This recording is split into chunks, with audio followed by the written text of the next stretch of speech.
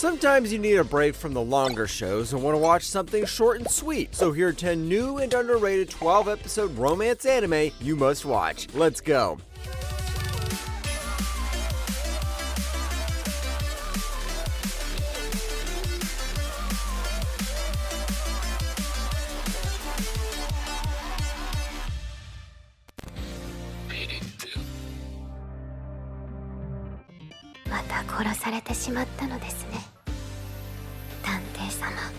Sakuya Otsuki is the son of a legendary detective, and alongside his assistant, Lilithia, he's trying to carry on that legacy. There's just one catch. He keeps dying. Every case he takes on somehow ends with him as the murder victim. And to make matters worse, his latest mission is infiltrating a luxury cruise ship where he gets killed once again. Yeah, and you thought you had a bad life. Oh wait, you actually do, because each time he wakes up, Lilithia is right there beside him to take care of him.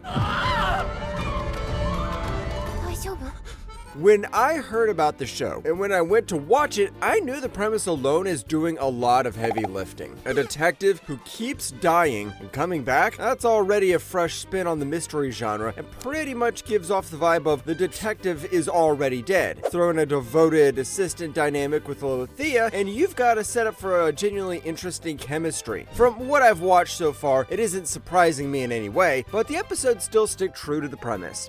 何かしてほしいことはありませんか? 遠慮しないでおっしゃってください。ちょっと待って、距離感がおかしい。私にできることなら何でもします。 A high school student living alone finds an angel crash landing on his balcony. This has been done a couple of times before, but nobody has done it with such a wholesome take. The angel's name is Toa, sent by God to study humans, and she ends up moving in with Shintaro. His privacy is gone and his normal life is destroyed, and in a couple of episodes later, we got more angels coming in. 行きましょう。手握いや。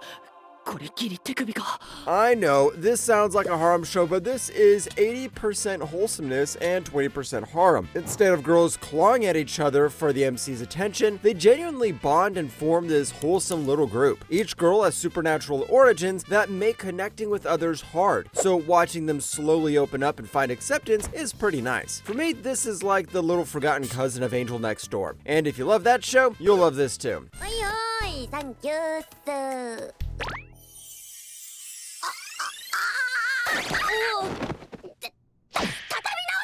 At Saika Academy, the Mikadono sisters, Miwa, Nico, and Kazuki are the three royals, prodigies in shogi, karate, and theater, but despite living together, they are so dedicated to their jobs, they don't even have time to talk to each other. Then Yu Ayase transfers in, the son of a legendary actress who once attended Saika. Guy has no talent, but wants to make the sisters connect with each other again. So he goes to live in their house and starts his mission right away. Miwa-san? This show genuinely surprised me. Yu breaks the tired harem NC mold completely. He's gentle, almost nurturing, the kind of guy who you'd give his last dollar without hesitation. The sisters also carry this sharp, guarded energy that makes every emotional breakthrough feel earned. The first season's already out, and it touches on the arcs of all three sisters, and whether you agree or not, you have to admit, Nico is the best girl, and that is a fact. すげえ。ロボットのメイドさんとかマジすげえ。どんなラノベ？赤く。Arthur Louis Zetes is loaded, gorgeous, and sick of dealing with people, so he demands a high-end robot maid powered by the latest AI technology that somehow keeps increasing computer parts prices. When his tech busts, the butler recruits Marie Evans, a former martial arts genius buried in debt with a totally blank face. She agrees to act like a machine, but the more she talks with Arthur, the more she realizes the guy is not what he seems. 焼け跡からどうか見つけてください。必ず再起動してご主人様にお仕えします。 This wild setup totally hooks you by promising a sweet, funny romance anchored by just the two leads watching each other weirdly. Arthur's nonstop paranoia and Marie's total lack of expression gives the two some great chemistry. Seeing this paranoid guy melt for his robot is incredibly rewarding, and even though it has some good old shoujo tropes, it stands out by being a well-written romance anime. Oh, and Marie is a badass, so that helps too.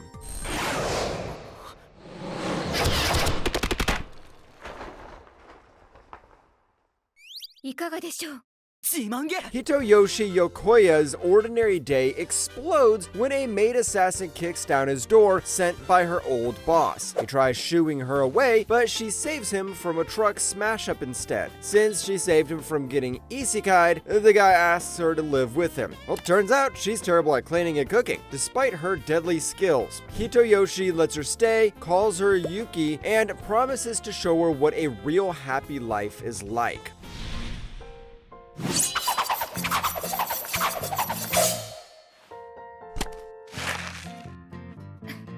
キャベツの千切り完遂いたしました。 Yuki herself carries the show on her back, and she does it effortlessly. Her whole characterization about leaving her past behind and embracing a normal life is really wholesome. I know the romance is pretty subtle, but when it lands beautifully. These slow, quiet moments between Yuki and Hitoyoshi are exactly what romance anime should feel like. Hitoyoshi himself is your standard blank MC, but like I said, ignore that guy and focus on the maid. The maid carries the show.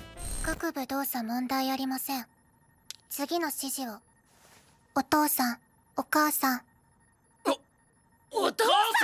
Alma is a combat prototype robot being raised by two researchers, Enji and Suzume, who somehow haven't figured out they're basically playing house together. While Alma was built for the battlefield, she's instead learning how to be human through the everyday chaos of living with her oblivious creator parents.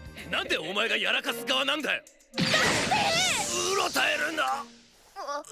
This was a 2025 anime that rode the hype train of Spy Family, and I know it doesn't hit that same beat, but man, this is so fun to watch. Two genius researchers who bicker constantly while raising a robot daughter who sees right through their "we're just rivals" act that genuinely is pretty fun. And Alma is pretty much an Anya clone, and it kind of works because she's the person who makes the show wholesome.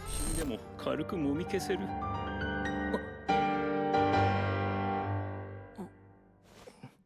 さてレフ君。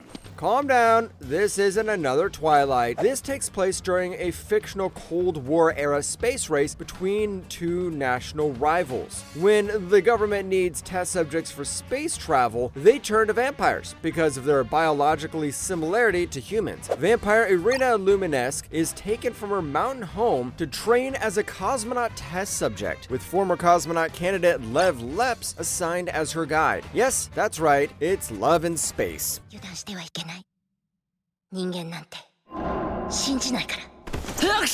So vampires in space during the Cold War. Sounds ridiculous, right? But somehow it works. The historical backdrop isn't just aesthetic, it creates this tension that shapes every interaction between Lev and Irina. Watching Lev desperately wanting to defend Irina against discrimination, but being powerless against authoritarian officials hits differently when you understand the stakes. And that is one of the reasons why I love this show. They blend in the history and story really nicely. The romance also develops naturally and in a slow burn way. And we all know that is the best way.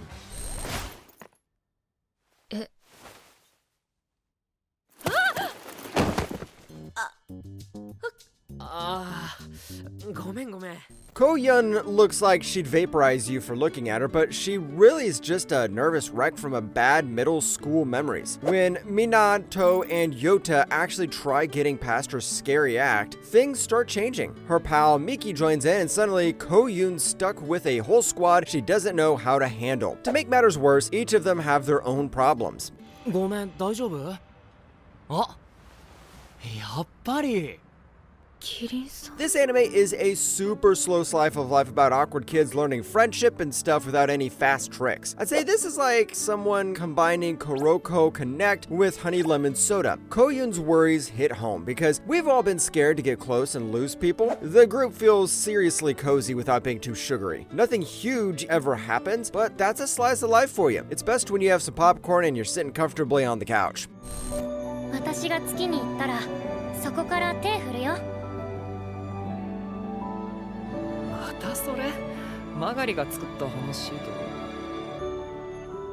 Ganta Nakami can't sleep. Not in the stayed up too late on my phone way. We're talking chronic insomnia making him a walking zombie at school. So my boy has only one mission: find somewhere quiet to crash. Isaki Magari has the opposite public image: bubbly, well-liked, seemingly put together, but she's hiding her own sleep disorder, sneaking off to an abandoned astronomy club observatory for secret naps. When Ganta stumbles into her hideout, they strike a deal. Why don't we both sleep in here together?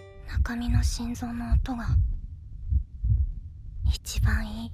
Now, the point of the show isn't to tell you to join the astronomy club to get a girlfriend, but to show how like-minded people can connect fast. The whole insomnia isn't just a quirky plot device. Both leads carry it as a symptom of years of bottled-up trauma, and you see it in how they react, hesitate, and slowly open up. The romance is a slow burn, sure, but watching two broken kids go from strangers to something more feels really wholesome. 私は二度とカラオケは歌いません。そうですね。私は